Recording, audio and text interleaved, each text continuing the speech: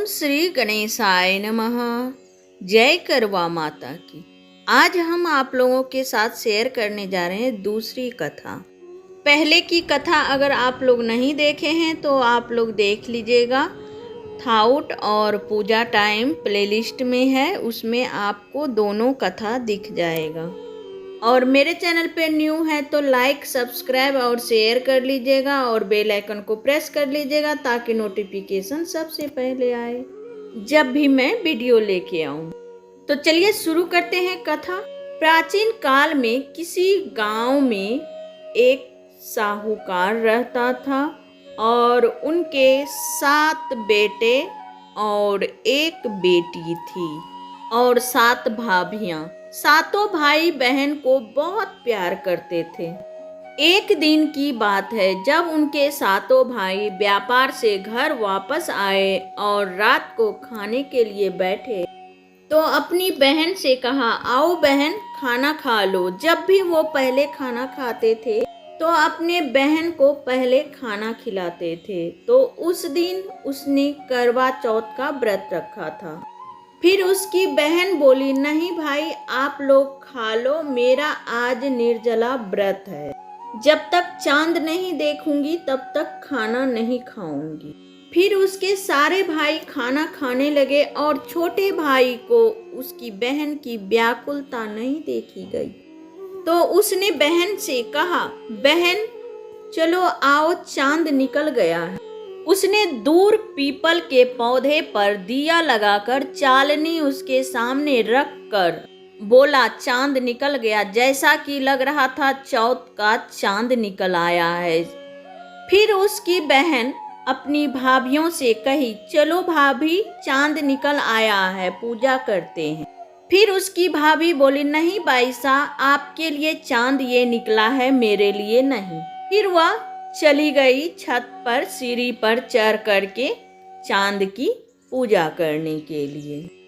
फिर वह पूजा करके नीचे घर आई और खाने के लिए बैठ गई। जब वह पहला निवाला ली तो छींक आ गया और दूसरा निवाला ली तो बाल आ गया। जब तीसरा निवाला वो लेने ही वाली थी कि उधर से ससुराल से खबर आया कि उसके पति अस्वस्थ हैं, जल्दी से चलो। फिर वह उठ गई और अपनी माँ से कहा, सामान निकाल दो माँ। उसकी माँ जैसे ही सामान निकालती थी तो उजला कपड़ा और काला कपड़ा निकलता था। फिर उसकी बेटी अपनी माँ को कहा, माँ क्या मेरे कपड़े अभी तक नहीं निकाले? तो उसकी माँ ने कहा, हाँ हाँ मैं निकाल दी हूँ।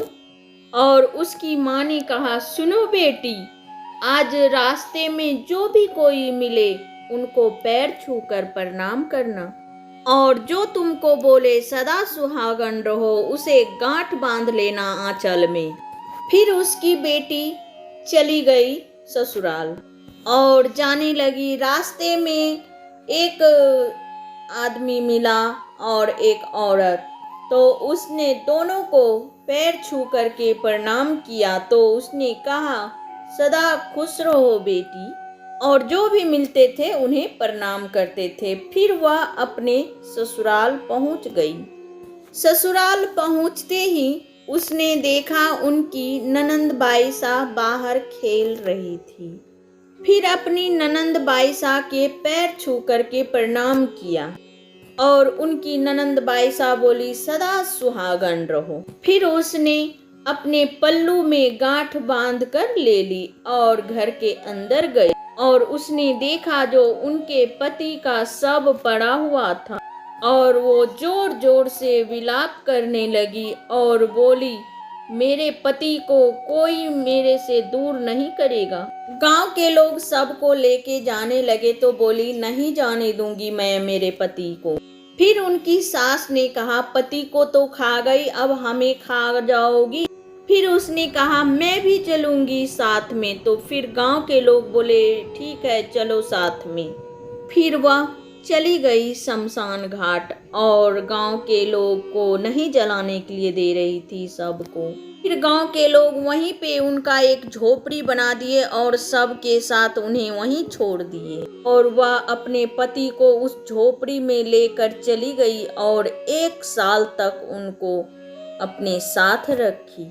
रोज उनकी सेवा करती थी, कपड़े बदलती थी और शाम में उनकी ननंद बाईसा खाना लेके आती थी। हर महीने वह चौथ के दिन थाली सजाती थी और नियम पूर्वक करवा चौथ का पूजा करती थी वो। और पूजा करने के बाद चौथ की माता दर्शन देती थी और सबको वही बात बोलती थी, मेरे पति को वापस कर दो।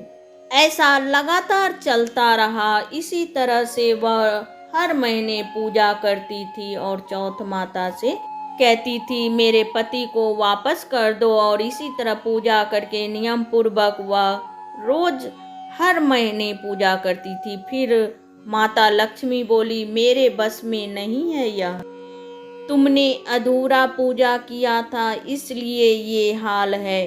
तुम बड़ी चौथ में पूजा करना और कड़वा माता के पैर पकड़ लेना।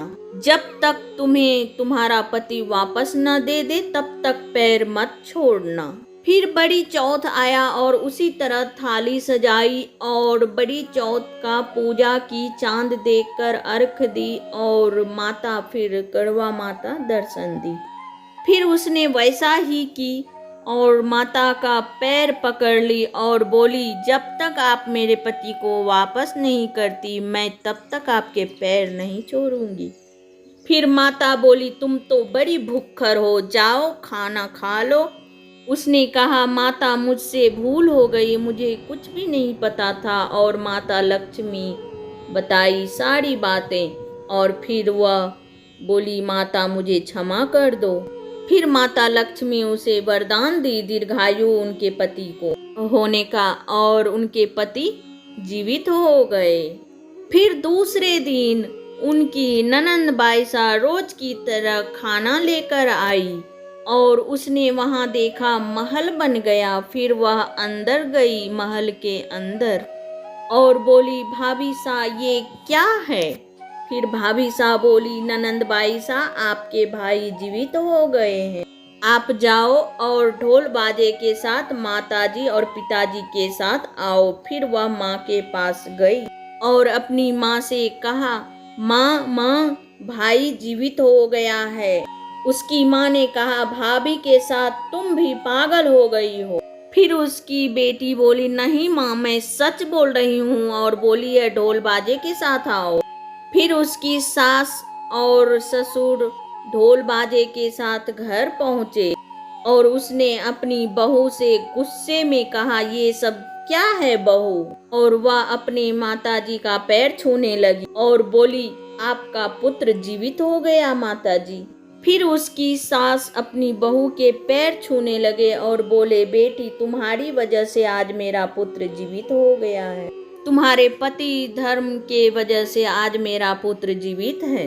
उसी दिन से करवा चौथ का व्रत रखने लगे सभी लोग। इसीलिए कहते हैं कोई भी व्रत करें उन्हें पूर्ण किए बिना पहले ना खाना खाएं। कई लोग कथा सुन करके पानी पी लेते हैं, लेकिन ऐसा नहीं करना चाहिए। जब तक चांद ना देखें तब तक पानी की एक बूंद भी नहीं पीना चाहिए। करवा चौथ का यही नियम है। तो फिर मिलते हैं नेक्स्ट वीडियो में नेक्स्ट कथा लेकर के। अगर आप लोगों को कथा अच्छी लगी तो शेयर कीजिएगा ज़्यादा से ज़्यादा। जय करवा माता की।